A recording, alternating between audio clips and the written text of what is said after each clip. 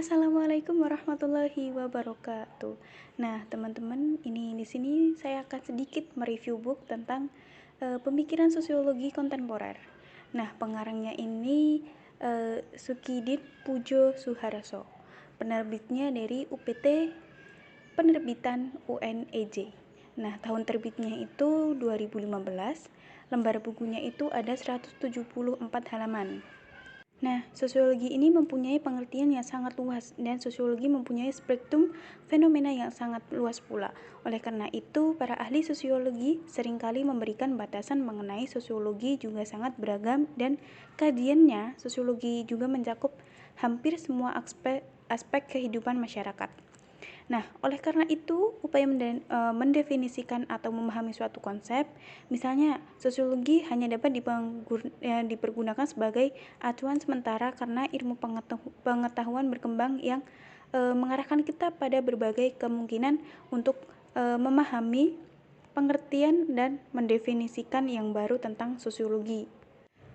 Nah, dalam buku ini membahas pemikiran para ahli ilmu sosial, khususnya sosiologi, mulai dari sosiologi klasik sampai dengan sosiologi modern. Pemikiran para ahli ilmu sosial, khususnya sosiologi, memiliki banyak variasi sekaligus perspektif.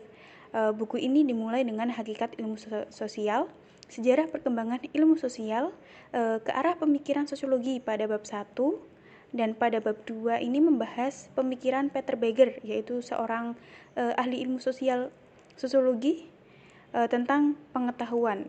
Nah, kemudian pada bab 3 itu tentang interaksi simbolik yang terjadi di setiap tatanan kehidupan.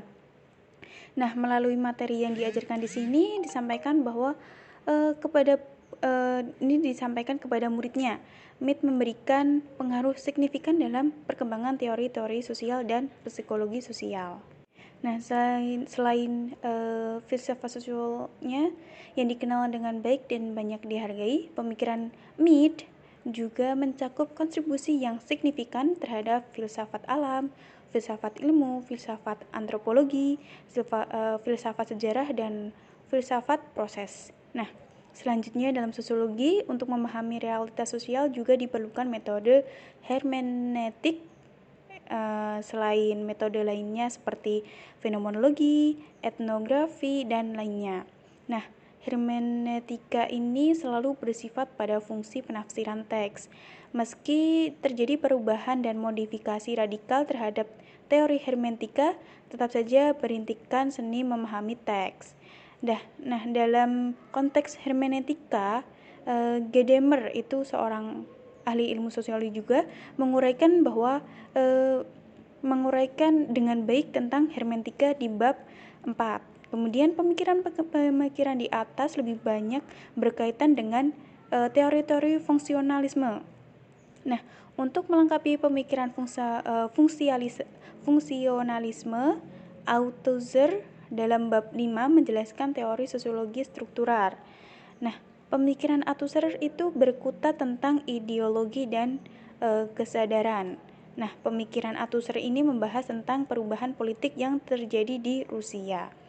Kemudian pada bab 6 dibahas pemikiran Irving Goffman tentang sandiwara kehidupan.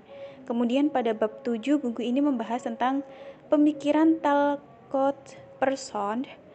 Kemudian konteks sosial yang melatar belakangi pemikiran Person bermula pada abad 19 di mana ajaran-ajaran utilitarian ekonomi klasik semakin banyak dipermasalahkan oleh para pemikir Eropa. Nah, oleh karena itu upaya mendefinisikan atau memahami pengertian suatu konsep, misalnya sosiologi, hanya dapat digunakan sebagai acuan sementara karena ilmu pengetahuan terus berkembang yang mengarahkan kita pada berbagai kemungkinan untuk memahami pengertian dan mendefinisikan yang baru tentang aspek sosiologi. Dengan memperhatikan hal-hal seperti ini, maka tidak perlu diperdebatkan lagi mengenai banyaknya pengertian dan definisi sosiologi yang diungkapkan oleh para ahli. Misalnya Hobbes mengatakan bahwa sosiologi mempelajari masyarakat. Nah, di sini masyarakatnya itu adalah kondisi hidup bersama dalam kedamaian dalam kedaulatan politik yang memaksa untuk menyatukan berbagai gagasan atau pemikiran yang berkembang dalam masyarakat dan negara.